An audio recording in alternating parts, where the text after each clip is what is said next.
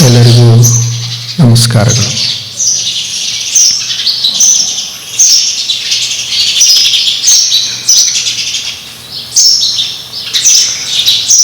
ಭಗವದ್ಗೀತೆಯ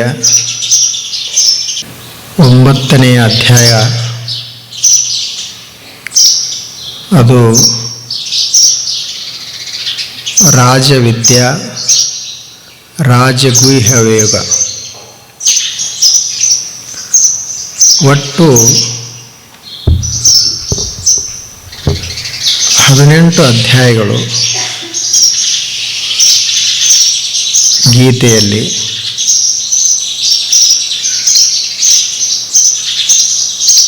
ಅದರಲ್ಲಿ ನಾವು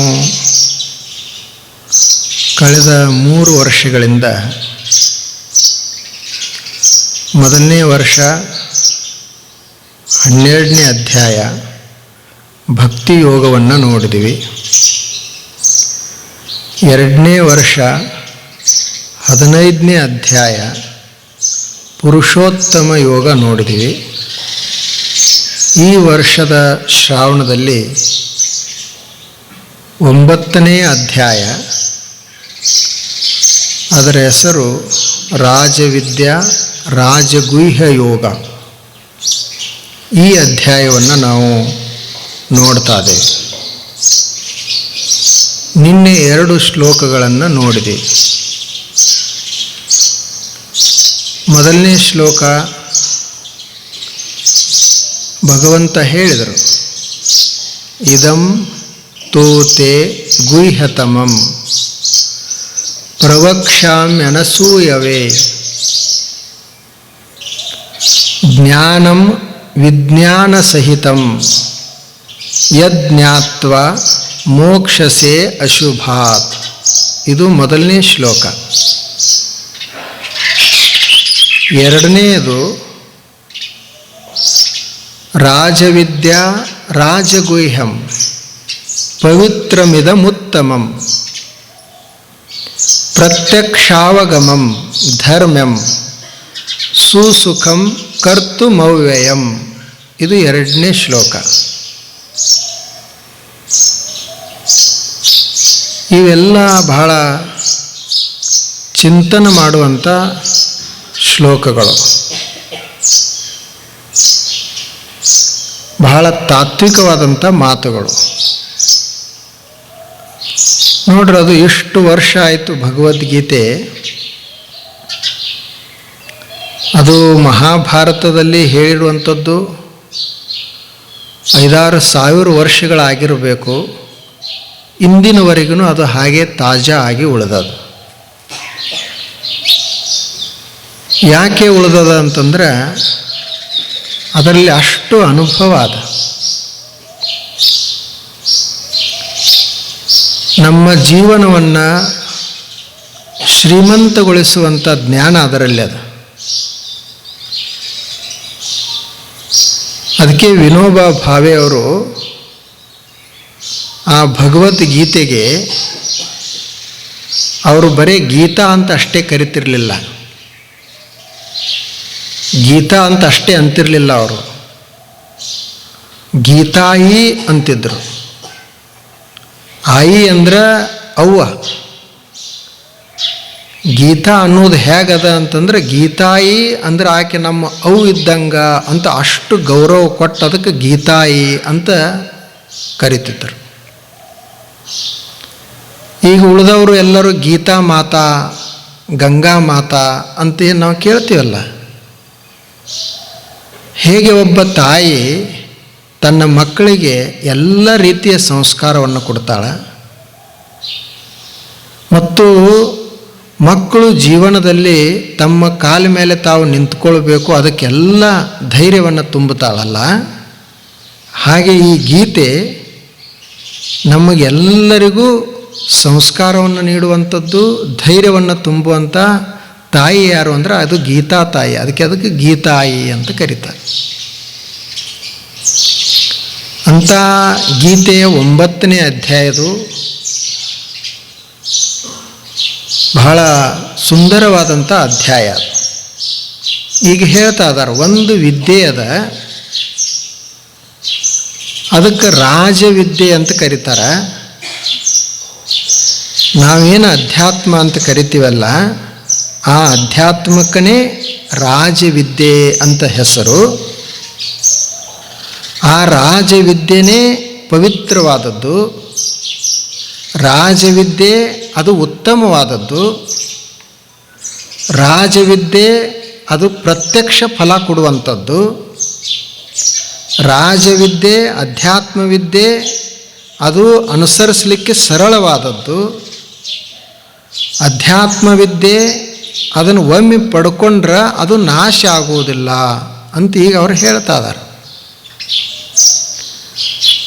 ಅರ್ಜುನನಿಗೆ ಕೃಷ್ಣ ಭಗವಂತನ ರೂಪದಲ್ಲಿ, ನೋಡು ನಾನು ನಿನಗೆ ಇಂಥ ವಿದ್ಯೆಯನ್ನು ಹೇಳ್ತೀನಿ, ಆ ವಿದ್ಯೆಯನ್ನು ನೀನು ಪಡೆದಿ ಅಂದರೆ ಅಶುಭದಿಂದ ನೀನು ಮುಕ್ತನಾಗ್ತಿ. ಮತ್ತದು ಹೇಗದಂದ್ರೆ ಜ್ಞಾನ ವಿಜ್ಞಾನ ಸಹಿತವಾಗಿ ನಿನಗೆ ಹೇಳ್ತೀನಿ ಅಂತ. ಜ್ಞಾನ ಅಂದರೆ ತಿಳುವಳಿಕೆ, ವಿಜ್ಞಾನ ಅಂದರೆ ಅದನ್ನು ಅನುಭವದಿಂದ ಪ್ರಯೋಗ ಮಾಡಿದ್ದು. ಅಷ್ಟು ಅನುಭವಪೂರ್ಣವಾಗಿ ನಾನು ನಿನಗೆ ಹೇಳ್ತೀನಿ ಅಂತ. ನೋಡ್ರಿ ಅದು ವಿದ್ಯೆ ಹೇಗದು. ಅದಕ್ಕೆ ಅಲ್ಲಮ್ಮ ಪ್ರಭುದೇವರು ಹೇಳಿದರು, ನಿಜವಾದ ನಮ್ಮ ಸಂಪತ್ತು ನಮ್ಮದು ಅನ್ನುವಂಥ ವಸ್ತು ಯಾವುದು ಈ ಭೂಮಿ ಮೇಲೆ ಅಂತಂದರೆ, ನಾವೇನ್ರಿ ನಾವು ಗಳಿಸಬೇಕು ಪಡಿಬೇಕು ಅಂತ ಮಾಡ್ತೀವಲ್ಲ, ನಂಬುದು ಯಾವುದು ಅಂದ್ರೆ ಭೂಮಿ ನಿನ್ನದಲ್ಲ, ಹೇಮ ನಿನ್ನದಲ್ಲ, ಕಾಮಿನಿ ನಿನ್ನದಲ್ಲ, ಇವು ಜಗಕ್ಕಿಕ್ಕಿದ ವಿಧಿ. ನಿನ್ನದೆಂಬುದು ಜ್ಞಾನರತ್ನ, ಅಂತಪ್ಪ ದಿವ್ಯ ರತ್ನವ ನೀನು ಅಲಂಕರಿಸಿದೆಯಾದಡೆ, ನಿನ್ನಿಂದ ಬಿಟ್ಟು ಸಿರಿವಂತರಿಲ್ಲ ಕಾಣ ಗುಹೇಶ್ವರ ಅಂತ ಹೇಳಿದರು. ನಾವು ಭೂಮಿ ನಂಬುದಂತೀವಿ, ಭೂಮಿ ನಂಬುದಲ್ಲ, ನಾವು ಬರೋಕ್ಕಿಂತ ಮೊದಲೇ ಭೂಮಿ ಅದ.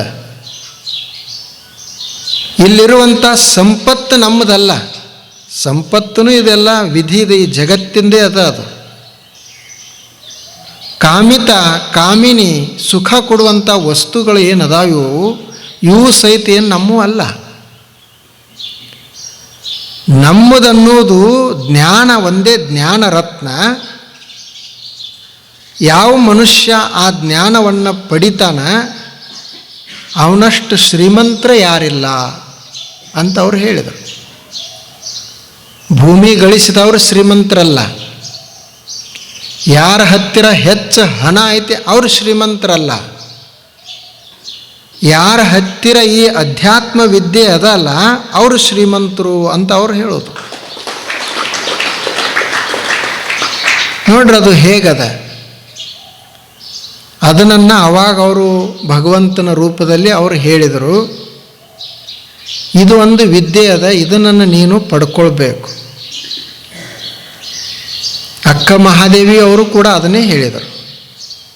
ಅವರು ಹೇಳಿದರು, ಎಲ್ಲವನ್ನರಿದು ಫಲವೇನಯ್ಯ, ತನ್ನ ತಾನರಿಯಬೇಕಲ್ಲದೆ, ತನ್ನಲ್ಲಿ ಅರಿವು ಸ್ವಯವಾಗಿರಲು ಅನ್ಯರಿಗೆ ಕೇಳಲುಂಟೆ.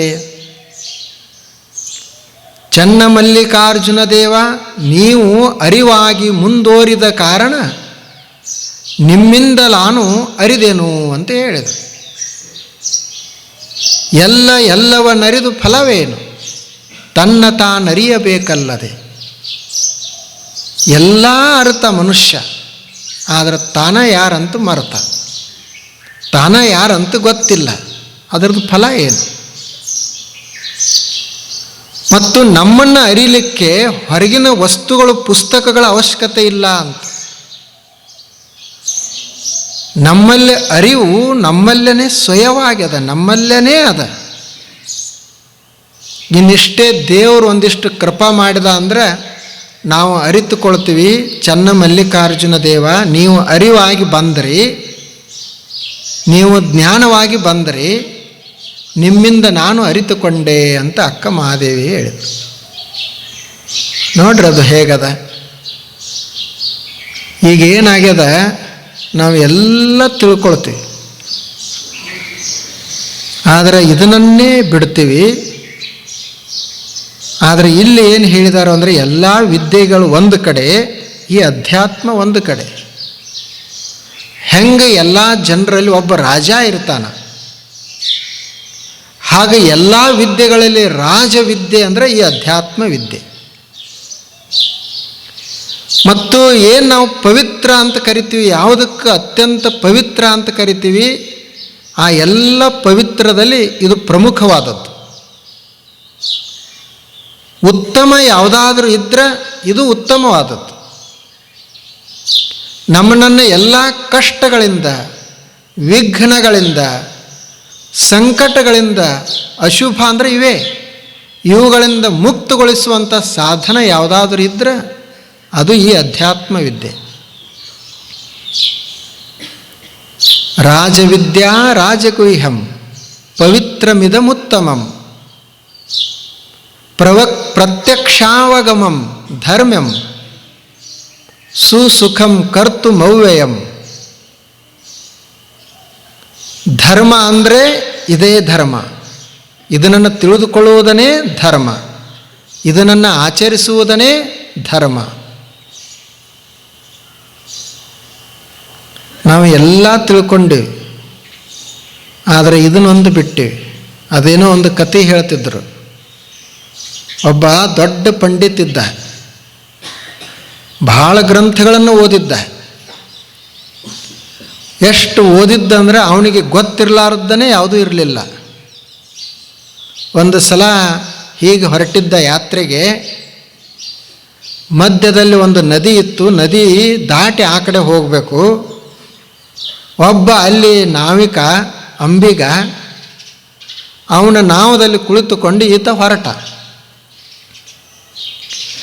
ಇನ್ನು ಪಂಡಿತದನ ಸುಮ್ಮನೆ ಹೆಂಗೆ ಹೋಗ್ತಾನೆ, ಮಾತಾಡಿಸ್ತಾ ಹೋಗ್ಬೇಕಲ್ಲ. ಅವ ಅಂಬಿಗ ಹುಟ್ಟು ಹಾಕ್ತಿದ್ದ. ಅವನಿಗೆ ಈತ ಕೇಳಿದ, ಪಂಡಿತ ನೋಡ್ಲಿಕ್ಕೆ ಅವ ಅಂಬಿಗ ಬಹಳ ಸಾದಾ ಮನುಷ್ಯ ಇದ್ದ.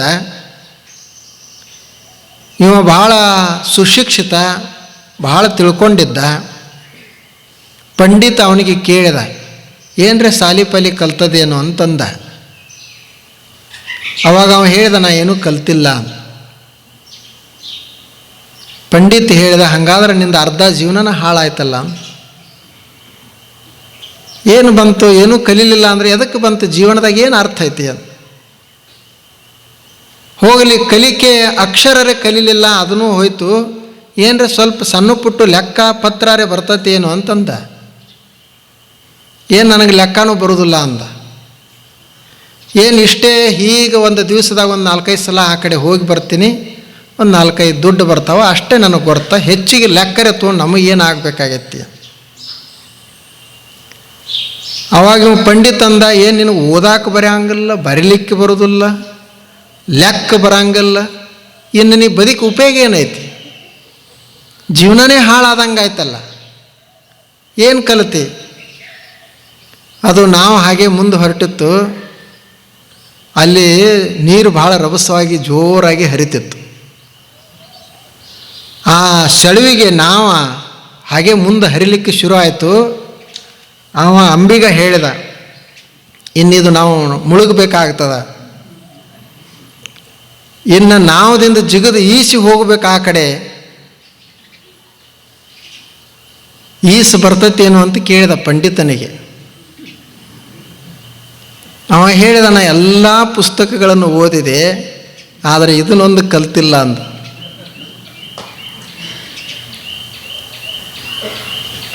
ಅವಾಗ ಅವ ಅಂಬಿಗಂದ, ಮತ್ತಿನ್ನಾಯ್ತು, ಮುಗಿತಲ್ಲ, ಎಲ್ಲ ಪುಸ್ತಕಗಳು ಇಲ್ಲೇ ಉಳಿದು. ಹೇಗದಲ್ಲ ಇದು ಕತೆ, ದೃಷ್ಟಾಂತಿದು. ಹಾಗೆ ನಾವು ಎಲ್ಲ ಕಲ್ತಿ, ಎಲ್ಲ ಜ್ಞಾನ ಅದ, ಆದರೆ ಬದುಕಿನ ತನ್ನ ಜ್ಞಾನನೇ ಅವನಿಗಿಲ್ಲ ಮನುಷ್ಯನಿಗೆ. ಹೇಗೆ ಆಗುವುದು ಅದು? ಆದ್ದರಿಂದ ವಿದ್ಯೆಗಳಲ್ಲಿ ರಾಜವಿದ್ಯೆ ಅಂದರೆ ಇದು ವಿದ್ಯೆ. ಇದನ್ನು ನಾವು ಕಲಿಬೇಕು, ಇದನ್ನು ನಾವು ತಿಳ್ಕೊಳ್ಬೇಕು. ಇನ್ನು ಉಳಿದಂತೆ ಏನದ ಉಳಿದದ್ದೆಲ್ಲ ಕಲಿಯೋಣ ನಾವು, ಆದರೆ ಅದ್ರ ಜೋಡಿ ಇದನ್ನು ಮರಿಬಾರ್ದು.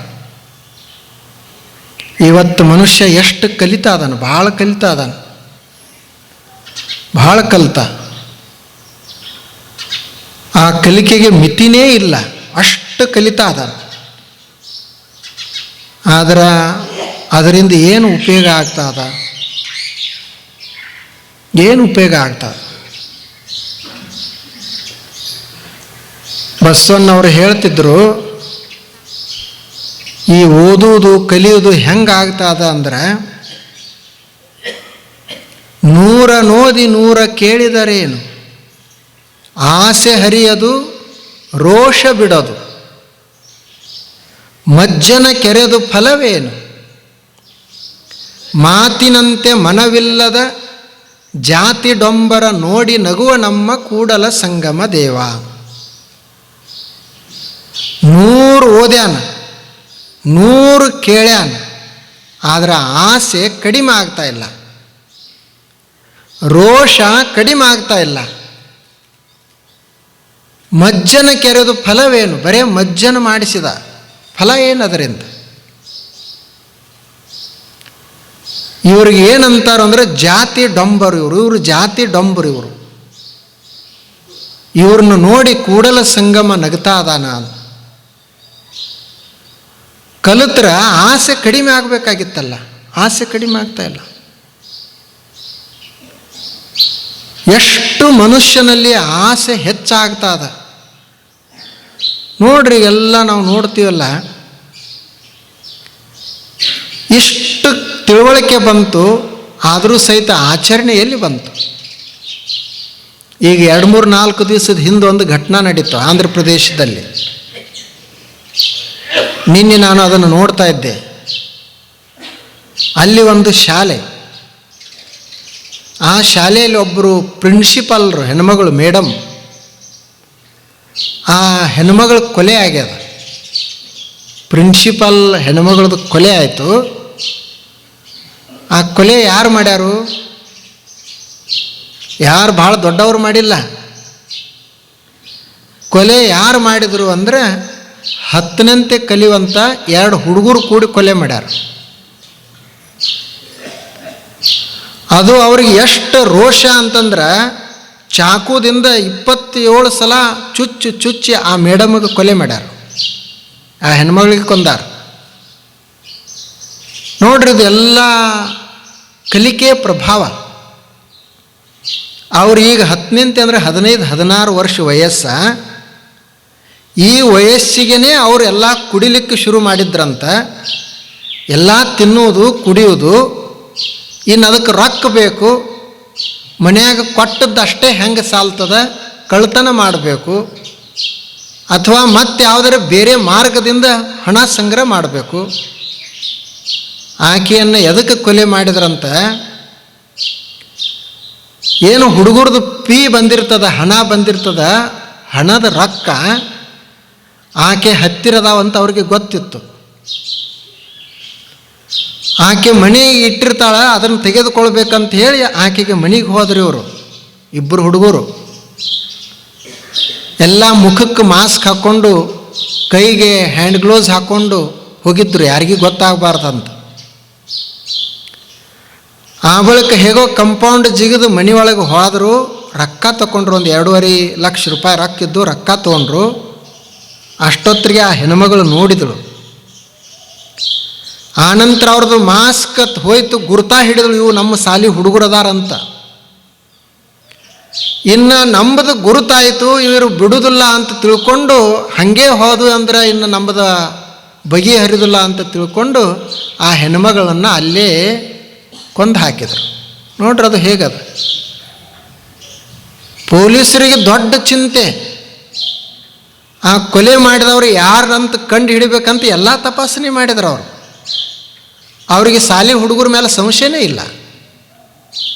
ಬಹುಶಃ ಗಂಡ ಕೊಲೆ ಮಾಡಿಸಿರ್ಬೇಕಂತ ತಿಳ್ಕೊಂಡ್ರು.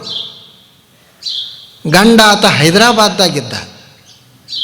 ಎಲ್ಲ ಕೊನೆಗೆ ತಪಾಸಣೆ ಮಾಡಿ ಈ ಹುಡುಗರ ಮೇಲೆ ಅವ್ರಿಗೆ ಸಂಶಯ ಬಂತು. ನೋಡ್ರಿ ಎಲ್ಲಿಗೆ ಬಂತು. ಸಣ್ಣ ಸಣ್ಣ ಹುಡುಗರಿಗೆ ಈಗ ಯಾರ್ದೂ ಮಾತು ಕೇಳೋದಿಲ್ಲ. ಅವರು ನಾವೆಲ್ಲ ತಿಳ್ಕೊಂಡು ಅವ್ರಿಗೆ ಭಾರಿ ಕಲಿಸಾಕತ್ತೇವಿ ಅಂತ. ಹೆಂಗಿರಬೇಕು ಅಂದರೆ ಮಕ್ಕಳು ಮತ್ತು ತಾಯಿ ತಂದೆಗಳು ಪಾಲಕರು ಹೆಂಗಿರಬೇಕು ಅಂದರೆ ಸರಳ ಸಾದಾ ಭಾಷೆ. ಅದು ಇದೇನು ಶಾಸ್ತ್ರ ಅಲ್ಲ, ಏನಲ್ಲ, ಸರಳ ವ್ಯವಹಾರ. ಮಕ್ಕಳು ಹೆಂಗಿರಬೇಕು, ಏನು ಭಾಳ ಕಲಿದಿದ್ದರೂ ಅವ್ರು ಹಿಂಗೆ ಬದುಕಬೇಕಲ್ಲ. ಆ ಮಕ್ಕಳ ಸಲುವಾಗಿ ತಾಯಿ ತಂದೆಗಳು ಸಮಾಜದಾಗ ತಲೆ ತೆಗ್ಸಂಗೆ ಆಗಬಾರ್ದು, ಹಂಗೆ ಮಕ್ಕಳು ಇರಬೇಕು. ಇನ್ನು ತಾಯಿ ತಂದೆಗಳು ಹೆಂಗಿರಬೇಕು, ಮಕ್ಕಳಿಗೆ ಏನರ ಭಾಳ ದೊಡ್ಡ ಆಸ್ತಿ ಪಾಸ್ತಿ ಮಾಡಿ ಹಿಡ್ದಿದ್ರೂ ನಡೀತದೆ, ನಾವು ಬಡವರಾಗಿದ್ದರೂ ಪರವಾಗಿಲ್ಲ. ಆದರೆ ಮಕ್ಕಳಿಗೆ ಇಂಥವ್ರು ನಮ್ಮ ತಾಯಿ ತಂದೆಗಳಿದ್ರು ಅಂತ ಅವ್ರು ಹೆಮ್ಮೆ ಪಡಬೇಕು, ಹಂಗೆ ತಾಯಿ ತಂದೆಗಳು ಇರಬೇಕು. ಇದು ಸರಳ ಭಾಷೆ. ಬಿಹಾರ, ಉತ್ತರ ಪ್ರದೇಶದಲ್ಲಿ ಒಬ್ಬ ಹೆಣ್ಮಗಳು ಒಂದು ಹಾಡ ಹಾಡ್ತಾಳೆ, ಭಾಳ ಪ್ರಸಿದ್ಧ ಅದು ಈಗ ಹಾಡ. ಆಕೆ ಹೆಣ್ಮಗಳಿಗೆ ಹೇಳ್ತಾಳೆ, ಸಣ್ಣ ಹುಡುಗಿಯರಿಗೆ ಹೇಳ್ತಾಳೆ, ನೀವು ಹಿಂಗಿರಬೇಕು, ಹೆಣ್ಣು ಮಕ್ಕಳು ಆದವರು ನೀವು ಹಿಂಗಿರಬೇಕು ಮನ್ಯಾಗ ಅಂತ ಹಾಡ ಹಾಡ್ತಾಳೆ. ಹೆಂಗಿರ್ಬೇಕಂತ, ನಿಮ್ಮ ಅಪ್ಪೇನು ಪೇಟ ಸುತ್ತಾನಲ್ಲ, ಆ ಪೇಟ ಕೆಳಗೆ ಬೀಳಬಾರ್ದು. ಅವನು ತಲೆ ಬಾಗಿದ ಅಂದರೆ ಕೆಳಗೆ ಬೀಳಬಾರ್ದು, ಅಷ್ಟು ಅವನು ಗೌರವ ಇರಬೇಕು, ಅವನು ಗೌರವ ಕಡಿಮೆ ಆಗಬಾರ್ದು, ಹಂಗಿರಬೇಕು ಅಂತ ಹೆಣ್ಮಗಳು. ಆತನ ತಲೆ ಬಾಗಿತಂದ್ರೆ ಅವನು ಪೇಟ ತೊಟ್ಕೊಂಡ್ರು ಅಂತ ಪೇಟ ಕೆಳಗೆ ಬೀಳ್ತದೆ, ಪಗಡಿ ಕೆಳಗೆ ಬೀಳ್ತದೆ. ಅದಕ್ಕೆ ಅವ್ರು ಪಗಡಿ ಅಂತಾರೆ, ಪಗಡಿ ಕೆಳಗೆ ಬೀಳ್ತದೆ, ಅವನದು ತಲೆ ಕೆಳಗೆ ಆಗ್ತದೆ. ಹಂಗೆ ಜೀವನ ಸಾಗಿಸಬಾರ್ದು. ನೋಡ್ರೆಲ್ಲ ಹೇಗದ. ಆದ್ದರಿಂದ ನಾವು ನಿಜವಾದ ಶಿಕ್ಷಣವನ್ನು ಏನು ಕೊಡಬೇಕಾಗೈತಿ. ಈಗೆಲ್ಲ ನಾವು ಅಂತೀವಿ, ಈಗೆಲ್ಲ ಬೇಕ್ರಿ ಇದು ಶಿಕ್ಷಣ, ಇದು ಭಾರಿ ಐತಿ. ಏನಿತ್ತವಾಗ ಹಿಂದಕ್ಕಿನ ಕಾಲದಾಗ, ಏನು ಒಂದು ಊರಿನಿಂದ ಒಂದು ಊರಿಗೆ ಹೋಗಕ್ಕೆ ಬರ್ತಿರ್ಲಿಲ್ಲ. ಇವತ್ತು ಇಲ್ಲಿ ಅದೇ ಅಂದರೆ ನಾಳೆ ಅಮೇರಿಕಕ್ಕೆ ಇರ್ಬೋದು. ಎಲ್ಲ ನೋಡ್ರಿ ಮನೆ ಅಂತ ಕಟ್ಕೊಂಡಿವಿ, ಹೈಟೆಕ್ ಮನೆ ಅದು, ಹೈಟೆಕ್ ಗಾಡಿಗಳು ಬಂದು, ಎಂತಿಂಥ ಗಾಡಿಗಳು ಎಲ್ಲ ನಮ್ಮದು ಜೀವನನ ಹೈಟೆಕ್ ಆಯಿತು ಅಂತೀವಿ. ಆಗಲಿ ಭಾಳ ಚಲೋ ಆಯಿತು. ಆದರೆ ಹೈಟೆಕ್ ಬರೀ ಇದು ಅಷ್ಟೇ ಆಗಲಿಲ್ಲ. ಹೈಟೆಕ್ ಕೊಲೆಗಡಕರು ಬಂದಾರ, ಹೈಟೆಕ್ ದರೋಡೆಕೋರರು ಬಂದರು, ಹೈಟೆಕ್ ಭ್ರಷ್ಟಾಚಾರಿಗಳು ಬಂದರು. ಮತ್ತು ಏನಾಯಿತು ಜೀವನ? ಕೊನೆಗೇನಾಯಿತು? ಅದು ನರಕ್ಕೊಂದು ಹಾಗೆ ಸಾಮಾನ್ಯ ಇತ್ತು ಮೊದಲ, ಈಗ ಅದು ನರಕ ಸಹಿತ ಹೈಟೆಕ್ ಆಗ್ಯದ. ಅದನ್ನು ಡಾಕ್ಟರ್ಗಳೆಲ್ಲರೂ ಭಾಳ ಜನ ಆದರು, ಹೈಟೆಕ್ ಸ್ಪೆಷಾಲಿಟಿ ಹಾಸ್ಪಿಟಲ್. ಡಾಕ್ಟರ್ಗಳು ಹೈಟೆಕ್ ಆದರು, ರೋಗಗಳು ಹೈಟೆಕ್ ಆದವು. ನೋಡ್ರಿ ಅವು ಹೆಂಗದಾವ, ಕೂತಿರ್ತಾನೆ ಹೋಗೇ ಬಿಡ್ತಾನೆ, ಹೈಟೆಕ್ ರೋಗ. ಒಮ್ಮೆ ಬಂತು ಅಂತಂದರೆ ಮರಿಗೆ ಸಾಯಬೇಕು, ಹೈಟೆಕ್. ಇದು ಅಲ್ಲ. ಅದಕ್ಕೆ ಅವರು ಹಿಂದಿನವ್ರು ಏನು ಹೇಳ್ತಿದ್ರು, ಏನದ ಅಂತಂದ್ರೆ, ಈಗೇನದಲ್ಲ, ರೂಪ ಗುಣ ಇರಲಾರ್ದಂಥ ರೂಪ ಅದು ವ್ಯರ್ಥ. ಗುಣ ಇರಲಾರ್ದಂಥ ರೂಪ ಅದು ವ್ಯರ್ಥ. ನೀವು ಒಂದೀಗ ಹಣ್ಣು ಹಿಡಿದ್ರಿ ಅಂದರೆ ಬರೀ ನೋಡಾಕ ಮ್ಯಾಲೆ ಚಂದಿತ್ತು, ಒಳಗೆಲ್ಲ ಹುಳ ಇದ್ದು ಅಂದ್ರೆ ಅದು ಅದಕ್ಕೆ ಉಪಯೋಗ ಇಲ್ಲ. ಇನ್ನು ಸಿರಿ ಅದ, ಸಂಪತ್ತದ, ನೆಮ್ಮದಿ ಇರಲಾರ್ದಂಥ ಸಿರಿ ಅದನ್ನು ವ್ಯರ್ಥ. ಸಾಕಷ್ಟೇ ಅಲ್ಲ ಸಂಪತ್ತದ, ನೆಮ್ಮದಿನ ಇಲ್ಲ, ಆ ಸಿರಿಗೇನು ಬೆಲೆ ಅದು? ಆ ಬಳಿಕ ಜ್ಞಾನ, ಆಚಾರ ಇಲ್ಲದಂಥ ಜ್ಞಾನ ಅದು ವ್ಯರ್ಥ. ಎಲ್ಲ ಗೊತ್ತೈತಿ, ಆದರೆ ಆಚರಣೆಯಲ್ಲಿ ಏನೂ ಇಲ್ಲ, ಅದು ಅದಕ್ಕೂ ಉಪಯೋಗ ಬರುವುದಿಲ್ಲ. ಹೇಗೆ ಗುಣ ಇಲ್ಲದಂಥ ರೂಪ ವ್ಯರ್ಥ, ನೆಮ್ಮದಿ ಇರಲಾರ್ದಂಥ ಸಂಪತ್ತು ವ್ಯರ್ಥ, ಆಚರಣೆಯಲ್ಲಿರಲಾರ್ದಂಥ ಜ್ಞಾನ ವ್ಯರ್ಥ, ಅದಲ್ಲ. ಇದನ್ನು ನಾವು ತಿಳ್ಕೊಳ್ಬೇಕು. ನಾವು ಇವತ್ತೆಲ್ಲ ಕಲ್ತೀವಿ, ವಿದ್ಯೆಗಳನ್ನು ಕಲ್ತೀವಿ, ಅದು ಬೇಕಲ್ಲ ನಮ್ಮ ಜೀವನದಲ್ಲಿ ಆಚರಣೆಯಲ್ಲಿ ಬರಬೇಕು. ಅವಾಗ ಅದಕ್ಕೆ ಮಹತ್ವ ಅದ. ಅದಕ್ಕೆ ಅವರು ಅವಾಗ ಹೇಳ್ಯಾರ, ಈಗಲ್ಲ ಇದು ವಿದ್ಯೆ ಅಂದರೆ ರಾಜವಿದ್ಯೆ ಅಂದರೆ ಈ ವಿದ್ಯೆಪ್ಪ, ಈ ವಿದ್ಯೆಯನ್ನು ಕಲಿತ ಅಂದ್ರೆ ಮನುಷ್ಯ ಅವಾಗ ಅವ ಚಲೋ ಆಗೋದು. ಅದಕ್ಕೆ ನಾವೆಲ್ಲ ಪಾಲಕರು ಆಲೋಚನೆ ಮಾಡಬೇಕು. ಎಲ್ಲ ಶಿಕ್ಷಣ ಸಂಸ್ಥೆದವ್ರನ್ನೂ ಆಲೋಚನೆ ಮಾಡಬೇಕು. ನಾವೆಲ್ಲ ಶಾಲೆಗಳಲ್ಲಿ ಈ ವಿದ್ಯೆಯನ್ನು, ಅಧ್ಯಾತ್ಮ ವಿದ್ಯೆಯನ್ನು ಕಲಿಸಬೇಕು. ಈಗ ಬರೀ ಹೆಸರಿಗೆ ಹಾಕಿರ್ತಾರೆ, ಏನಂತ ಗುರುಕುಲ್ ಅಂತ ಹೆಸರಿಗೆ ಅದ, ಆದರೂ ಅಲ್ಲಿ ಒಳಗಡೆ ಏನು ಗುರುಕುಲದೇನಿಲ್ಲ. ನಮ್ಮ ಮಕ್ಕಳು ಏನು ಅವರು ಸೂಪರ್ ಮ್ಯಾನ್ ಆಗೋದು ಬೇಡ, ಅವರು ಸೂಪರ್ ಕಂಪ್ಯೂಟರ್ ಆಗೋದು ಬೇಡ. ಅವರು ಸಾಮಾನ್ಯ ಜನ ಹೆಂಗಿರ್ತಾರೆ ಹಂಗೆ ಇದ್ದರೂ ಪರವಾಗಿಲ್ಲ, ಅವರಾದ್ರೆ ಒಳ್ಳೆಯ ಜೀವನ ಸಾಗಿಸೋರಾದ್ರೆ ಸಾಕು. ಅದು ಇನ್ನು ಮುಂದೆ ಬರಬೇಕು. ಈಗೆಲ್ಲ ಅದು AI ಬಂದದ, AI ಆರ್ಟಿಫಿಷಿಯಲ್ ಇಂಟೆಲಿಜೆನ್ಸ್, ಕೃತಕ ಬುದ್ಧಿಮತ್ತೆ. ಅದು ನೀವೇನು ಹೇಳ್ತೀರಿ ಅದಕ್ಕೆ ಕೊಡ್ತದೆ. ಗಾಡಿ ನಡೆಸಂದ್ರೆ ಅದೇ ಗಾಡಿ ನಡೆಸ್ತದ, ಒಕ್ಕಲ್ತನ ಮಾಡಂದ್ರೆ ಅದೇ ಒಕ್ಕಲ್ತನ ಮಾಡ್ತದ, ಎಲ್ಲ ಮಾಡ್ತದಲ್ಲ AI. ಕೃತಕ ಬುದ್ಧಿಮತ್ತೆ. ಮನುಷ್ಯ ಕೃತಕ ಬುದ್ಧಿವಂತಿಕೆಯನ್ನು ಕಂಡು ಹಿಡದ, ಇವನು ಕೃತಕನೇ ಆಗ್ಯಾನೀಗ. ಯಾಂತ್ರಿಕ ಬುದ್ಧಿಮತ್ತೆ, ಇವನು ಸಹಿತ ಯಾಂತ್ರಿಕನೇ ಆಗ್ತಾ ಇದ್ದಾನ.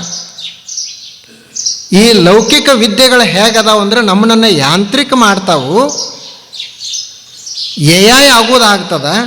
ಆದರೆ ಅಧ್ಯಾತ್ಮ ವಿದ್ಯೆ ಅದಲ್ಲ, ಅದು ನಮ್ಮನ್ನು ದೇವ ಮಾನವರನ್ನಾಗಿ ಮಾಡ್ತದೆ. ಕೃತಕ ಯಾಂತ್ರಿಕ ಮನುಷ್ಯರನ್ನೆಲ್ಲ ದೇವ ಮಾನವರನ್ನಾಗಿ ಮಾಡ್ತದೆ. ಅದಕ್ಕಾಗಿ ಅದನ್ನು ಹೇಳಿದ್ದಾರೆ. ಇವತ್ತದು AI ಎಷ್ಟು ಜೋರಾಗಿ ಬಂದತ್ತೆ ಅಂದರೆ ಎಲ್ಲ ಕೆಲಸ ಅದೇ ಮಾಡ್ತದೆ, ಎಲ್ಲ ಮಾಡ್ತದೆ. ಇನ್ನು ಅದಕ್ಕೆ ಏನು ಕೆಲಸ ಕೊಡಬೇಕು ಅನ್ನೋದೇ ಗೊತ್ತಾಗೋದಿಲ್ಲ. ಹಿಂದಕ್ಕೆ ಸಣ್ಣ ಹುಡುಗರಿಗೆ ಕತೆ ಹೇಳ್ತಿದ್ರು. ಒಂದು ಸಲ ಒಬ್ಬ ದಾರಿಯಿಂದ ನಡ್ಕೋಂತ ಹೊರಟಿದ್ದ. ಅದು ಮಧ್ಯಾಹ್ನದ ಸಮಯ. ಅವಾಗ ಒಂದು ಭೂತ ಬಂತು. ಯಾರ ನೀ ಅಂತ ಕೇಳಿದ.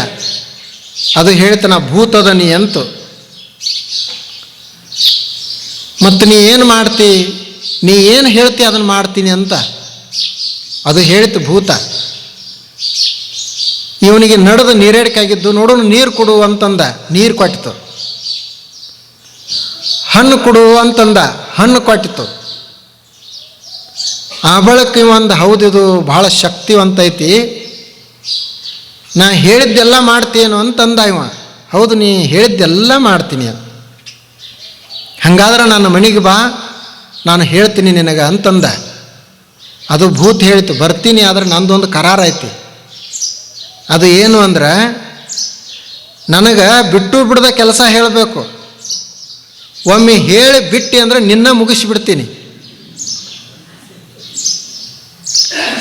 ನೀವು ಅಂದ, ಆಯಿತು ಹೇಳೋಣ, ಸಾಕಷ್ಟು ಕೆಲಸ ಅದಾವಂತ ಹೇಳಿ ಒಪ್ಪಿಕೊಂಡ, ಕರ್ಕೊಂಡು ಹೋದ. ಹೊಲ ಆಗಲಿ ಒಂದು 100 ಎಕರೆ ಅಂದ, ಹೊಲ ಆಯಿತು ಒಂದು ಕ್ಷಣದಾಗ. ಅದು ಭೂತ. ಮಣಿ ಆಗಲಿ ಅಂದ, ಮಣಿ ಆಯಿತು. ಕಾರ್ ಗಾಡಿ ಆಗಲಿ ಅಂದ, ಕಾರ್ ಗಾಡಿ ಆಯಿತು.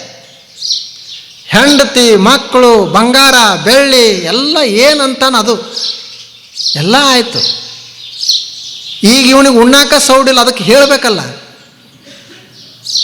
ಬಿಟ್ಟರೆ ಇವನು ತಿಂತದ, ಮಲಗೋ ಹಾಗಿಲ್ಲ, ಅದಕ್ಕೆ ಏನರ ಹೇಳಲೇಬೇಕು. ಗಾಬರಿ ಅದು ಇನ್ನು ಏನು ಹೇಳೋದು ಇದಕ್ಕೆ ಅಂತ. ಮಂತ್ರಿ ಆದ, ಏನೇನೋ ಆದ, ಏನು ಸಂಕಲ್ಪ ಮಾಡ್ತಾನೆ ಎಲ್ಲ ಆಗ್ತಿದ್ದ. ಇನ್ನು ಬಿಡುದಿಲ್ಲ ಅಂತ ಹೇಳಿ ಗಾಬರಿಯಾಗಿ ಓಡಾಕತ್ತ. ಅವಾಗದು ಭೂತ ಬೆನ್ನು ಹತ್ತು. ಎಷ್ಟು ಓಡವ. ಆನಂತರ ಎದುರಿಗೊಬ್ಬ ಬೆಟ್ಟೆ ಆದ, ಎದಕ್ಕೆ ಓಡಾಕತ್ತೈತಿ ಅಂದ. ಹಿಂದೆ ಭೂತ ಬೆನ್ನು ಹತ್ತೈತಿ ಅಂದ. ಏನು ಮಾಡೈತಿ ಭೂತಿಗೆ, ಏನು ಹೇಳಬೇಕಾಗ್ಯದ, ಅದಕ್ಕೊಂದು ಕೆಲಸ ಕೊಡಬೇಕಾಗೈತಿ. ಕೊಡಲಿಲ್ಲ ಅಂದರೆ, ಕೆಲಸ ಕೊಡಲಿಲ್ಲ ಅಂದರೆ ನನ್ನ ಮುಗಿಸಿಬಿಡ್ತದ. ಆವಾಗ ಅವ್ರು ಹೇಳಿದರು, ನೋಡು ಹಾಗಾದ್ರೆ ಒಂದು ಕೆಲಸ ಮಾಡು, ಒಂದು ಚಲೋ ಉಪಾಯ ಐತಿ, ಹೇಳ್ತೀನಿ ನಿನಗೆ. ನಿನ್ನ ಮನೆ ಮುಂದೆ ಒಂದು 100 ಫೂಟಿನ ಕಂಬ ಹಾಕ್ಸು. ಭೂತಕ್ಕೆ ಕೇಳು, ಒಂದು 100 ಫೂಟ್ ಕಂಬ ಹಾಕಂತ. 100 ಫೂಟ್ ಕಂಬ ಆಗಲಿ ಅಂತಂದ. 100 ಫೂಟ್ ಕಂಬ ಹಾಕಿತು ಭೂತ. ಏನು ಮಾಡಲಿ ಈಗ ಅಂತಂದ. ಭೂತ ಕೇಳ್ತು, ಏನಿಲ್ಲ, ಮ್ಯಾಲೆ ಹತ್ತೋದು ಇಳಿಯೋದು, ಮ್ಯಾಲೆ ಹತ್ತೋದು. ಏನು ಕೆಲಸ ನಂದ? ಹತ್ತೋದು ಇಳಿಯೋದು. ಇವು ಅದಕ್ಕೆ ಹಚ್ಚಿದ. ಇವು ಊಟ ಮಾಡ್ಬೇಕನ್ನಿಸ್ತಂದ್ರೆ ಊಟ ಮಾಡವ, ಮಲ್ಕೊಳವ, ಕಂಬ ಹತ್ತೋದು ಇಳಿಯೋದು.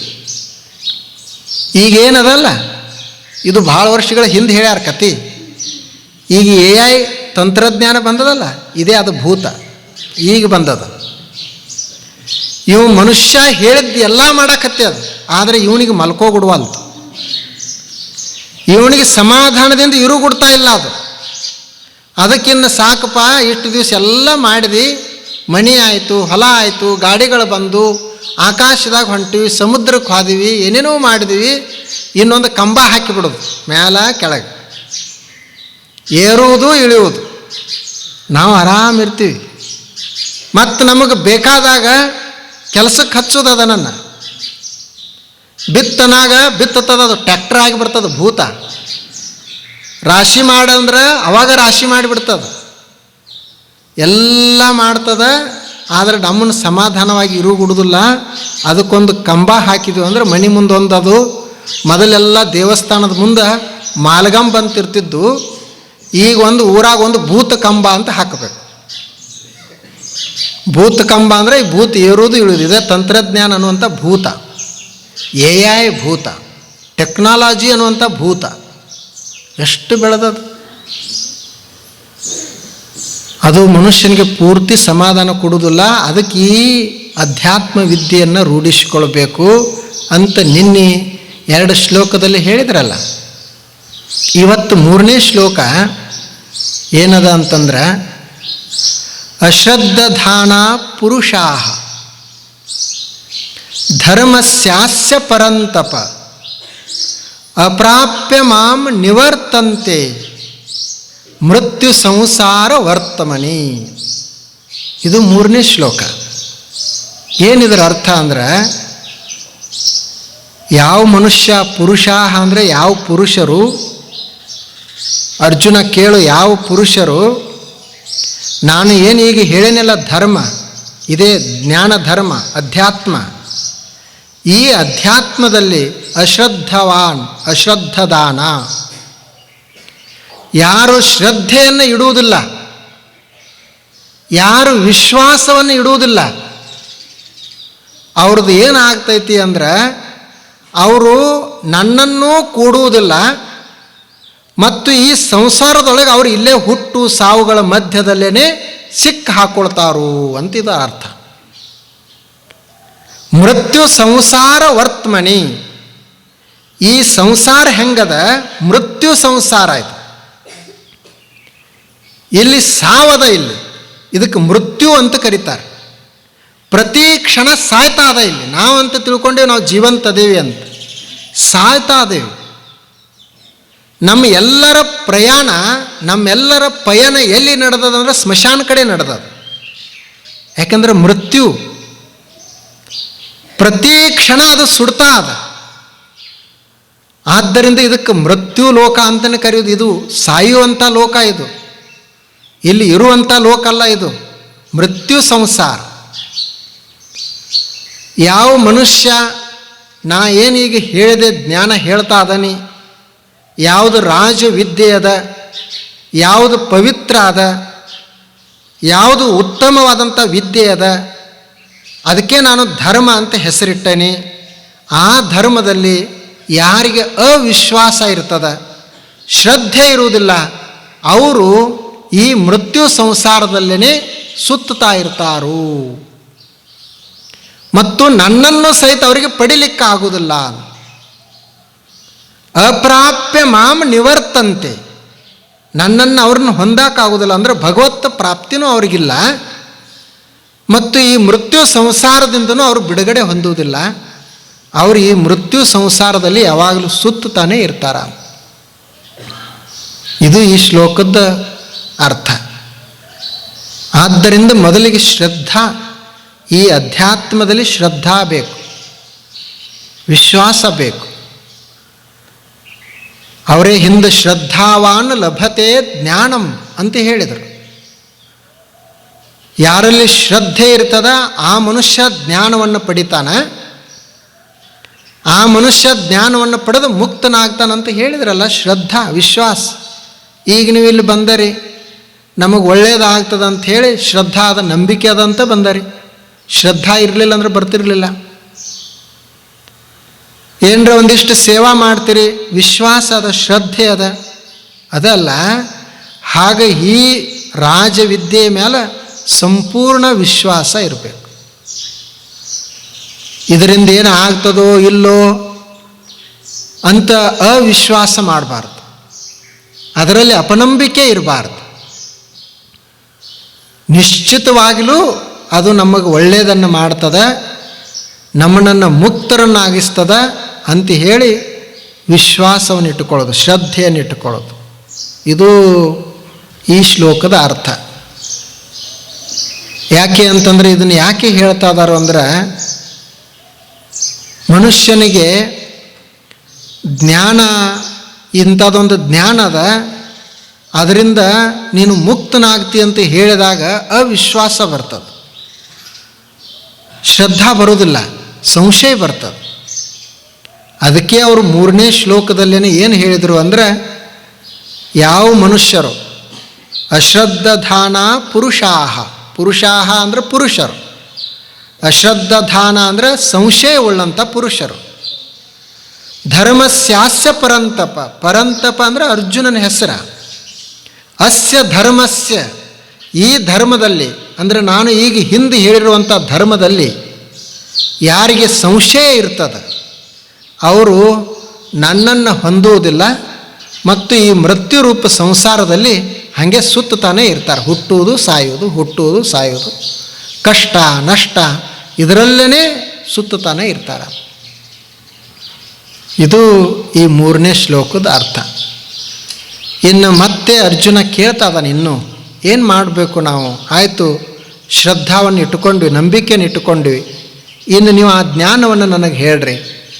ಯಾವುದಕ್ಕೆ ರಾಜವಿದ್ಯೆ ಅಂತ ಕರ್ತೀರಿ, ಅಧ್ಯಾತ್ಮ ವಿದ್ಯೆ ಅದಲ್ಲ, ಅದನ್ನು ಹೇಳ್ರಿ ಅಂತ ಅರ್ಜುನ ಕೇಳ್ತಾನೆ. ಆವಾಗ ಅವರು ಕೃಷ್ಣ ಪರಮಾತ್ಮ ಮುಂದೆ ಹೇಳ್ತಾರೆ 4ನೇ ಶ್ಲೋಕದಲ್ಲಿ, ಹೇಗದ ಈ ಪ್ರಕೃತಿ, ಜಗತ್ತು ಹೇಗದ, ದೇವರು ಹೇಗದಾನ, ಜಗತ್ತಿಗೆ ಮತ್ತು ದೇವನಿಗೆ ಏನು ಸಂಬಂಧ ಅದ, ಅದನ್ನು ತಿಳ್ಕೊಳ್ಳೋದು ವಿದ್ಯೆ ಅದ. ಅದನ್ನು ಇನ್ನು ನಾನು ನಿನಗೆ ಸ್ವಲ್ಪ ಹೇಳ್ತೀನಿ. ಮೊದಲು ಈ ಪ್ರಕೃತಿ ಹೆಂಗಾಗೈತಿ, ಪ್ರಕೃತಿಗೆ ಆಧಾರ ಏನೈತಿ ಅದನ್ನು ಹೇಳ್ತೀನಿ.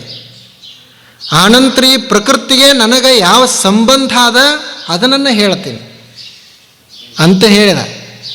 ಅದನ್ನು ನಾವು ನಾಳೆ ನೋಡ್ತೀವಿ, ಇವತ್ತಲ್ಲ, ನಾಳೆ ಮತ್ತೆ ನೀವೆಲ್ಲರೂ ಬನ್ನಿ.